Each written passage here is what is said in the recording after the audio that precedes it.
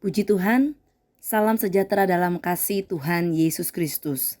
Haleluya, mari bersyukur karena kesempatan yang kita miliki untuk kembali bersama merenungkan firman Tuhan. Alkitab berkata, berbahagialah ia yang membacakan, yang mendengarkan, serta yang menuruti apa yang tertulis di dalamnya, karena waktunya sudah dekat. Mari kita memulai dengan berdoa.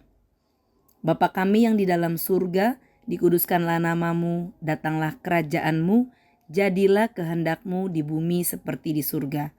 Saat ini kami bersyukur untuk setiap tuntunan firman Tuhan yang telah tersedia lagi bagi kami, menjadi kekuatan untuk kami berjalan terus dalam terang Tuhan. Kami mohon pimpinan Roh Kudus sehingga kami beroleh pengertian yang benar tentang firman-Mu dan kami akan sanggup melakukan setiap kehendak-Mu bagi kami. Segala kemuliaan hanya bagi Tuhan, di dalam nama Tuhan Yesus Kristus kami berdoa dan sambut firman Tuhan. Amin. Renungan firman Tuhan saat ini diberi judul Waspada. Ya, memasuki hari ke-20 pada lembaran tahun yang baru di 2024, tentu langkah-langkah kita menjadi satu langkah yang semakin dapat kita tata dengan baik. Tentunya tidak lepas dari kebenaran firman Tuhan yang akan kita baca pada malam hari ini dalam Matius pasal yang ke-7. Matius 7 mencatat mulai dari ayat yang ke-24 tentang dua macam dasar. Ini adalah pengajaran dari Tuhan Yesus. Tuhan Yesus berkata, setiap orang yang mendengar perkataanku ini dan melakukannya, ia sama dengan orang yang bijaksana yang mendirikan rumahnya di atas batu. Kemudian turunlah hujan dan datanglah banjir. Lalu angin melanda rumah itu. Tetapi rumah itu tidak rubuh, sebab didirikan di atas batu. Tetapi setiap orang yang mendengar perkataanku ini dan tidak melakukannya, ia sama dengan orang yang bodoh yang mendirikan rumahnya di atas pasir. Kemudian turunlah hujan dan datanglah banjir. Lalu angin melanda rumah itu sehingga rubuhlah rumah itu dan hebatlah kerusakannya. Puji Tuhan. Ada hal yang harus diwaspadai sesuai dengan pembacaan dari Matius 7 ini, yaitu turunnya hujan, datangnya banjir, dan angin yang melanda. Ini adalah gambaran tentang adanya kondisi-kondisi yang akan mengganggu pergumulan, tantangan, dan lain-lain sebagainya. Namun firman Tuhan datang untuk memberi peringatan agar kita menjadi orang-orang yang waspada seperti yang dituliskan dalam Amsal pasal 4 ayat yang ke-23. Ayat yang lazim dan mungkin sudah menjadi harta bagi kita semua. Amsal 4 ayat 23, jagalah hatimu dengan segala kewaspadaan, karena dari situlah terpancar kehidupan. Menghadapi satu kondisi datangnya hujan, banjir, sesuatu yang mungkin tiba-tiba, pergumulan yang mungkin tiba-tiba datang menghiasi hari-hari kita, yang mungkin sedemikian kita sudah tata, kita ingin yang baik, kita ingin yang luar biasa, kita mau bergiat di dalam Tuhan. Namun iblis tentunya tidak tinggal tenang, tidak tinggal diam. Wahyu 12 ayat 12 mencatat bahwa iblis itu meluncurkan geramnya dengan dahsyat. Tipu dayanya untuk tetap mencengkram orang-orang. Waktunya yang sudah singkat, iblis aja tahu. Dan sebab itu, sebagai orang-orang yang Tuhan tebus, biarlah ini menjadi yang kita jaga dalam kehidupan kita. Sikap waspada supaya tidak terjadi kebocoran-kebocoran dalam bangunan hidup kita. Masalah-masalah yang datang bukan untuk menjadi sesuatu yang membuat kita jauh daripada Tuhan. Sebab itu Efesus pasal yang keempat ayat yang ke-27. Efesus 4 ayat 27. Menghadapi hari-hari kita tentunya dikatakan janganlah beri kesempatan kepada iblis.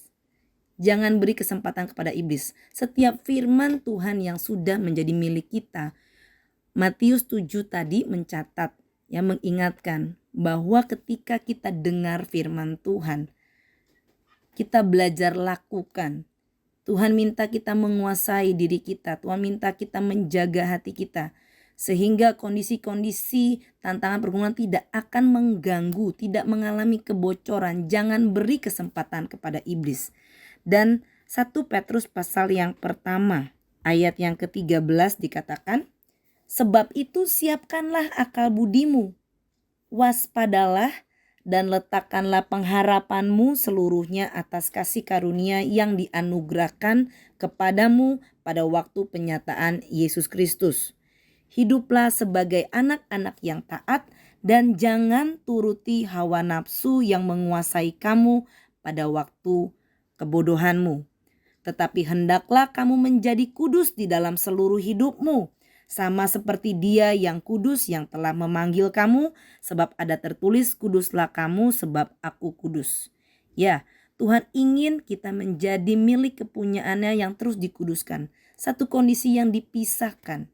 Ya, ini yang perlu kita waspadai karena ada banyak tantangan-tantangan yang mau mencoba datang sebagai bencana banjir ya, yang mau merubuhkan iman kita, kehidupan kita. Namun bersikap waspada, meletakkan pengharapan kita atas kasih karunia pada Tuhan Yesus Kristus. Hidup sebagai anak-anak yang taat, hidup sebagai orang-orang yang bijaksana, yang mendengar perkataan firman Tuhan dan melakukannya. Banyak pergumulan tapi kita berusaha menjaga dengan segala kewaspadaan, yaitu dengan melakukan firman-Nya. Niscaya seperti firman Tuhan Matius 7 tadi katakan, orang yang membangun rumahnya di atas batu adalah orang yang bijaksana, yaitu dengan melakukan setiap kebenaran firman Tuhan yang kita dengar. Mari miliki firman Tuhan ini, mari kita belajar menjadi pelaku-pelaku firman. Inilah sikap waspada yang akan menjaga kehidupan kita tetap menjadi bangunan yang utuh, yang kuat, yang tidak dirubuhkan dengan segala keadaan-keadaan. Puji Tuhan, biarlah kebenaran firman Tuhan terus menjadi kekuatan dalam kehidupan kita. Mari kita berdoa. Terima kasih Tuhan Yesus yang baik. Kebenaran firman Tuhan senantiasa menjaga kehidupan kami. Kami diajak untuk menjadi pelaku-pelaku firman Tuhan. Saat kami mendengar firman Tuhan, kami melakukannya, dan itulah menjadi tindakan mewaspadai segala sesuatu. Kami percaya Roh Kudus yang akan terus menjaga kehidupan kami, semakin kudus di hadapan Tuhan, semakin didewasakan, bahkan semakin disempurnakan di dalam Tuhan. Terpujilah nama Tuhan kekal selama-lamanya.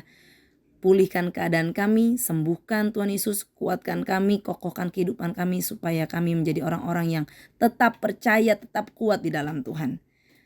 Terima kasih Tuhan Yesus yang baik. Kami terima kebenaran firman Tuhan dengan penuh ucapan syukur. Jadikan kami orang-orang yang bijaksana. Terpujilah nama Tuhan kekal selama-lamanya. Kami serahkan kehidupan bangsa dan negara kami juga ke dalam tangan Tuhan. Tuhan yang juga turut campur untuk segala sesuatu yang akan terjadi pada tahun politik ini. Tuhan memberkati pekerjaan kami, Tuhan memberkati pendidikan setiap anak-anak Tuhan, memberkati pelayanan pekerjaan Tuhan yang ada juga, bahkan hamba-hambamu, umat-umat Tuhan semua ada dalam pemeliharaan Tuhan yang sempurna. Terpujilah Engkau kekal selama-lamanya, Bapa yang baik. Kami berdoa, mengalaskan doa kami ini dengan penuh ucapan syukur di dalam nama Tuhan Yesus Kristus. Haleluya. Amin. Sosyanim bangkit kuat, menang. Kobarkan terus api Pantekosta. Tuhan Yesus memberkati.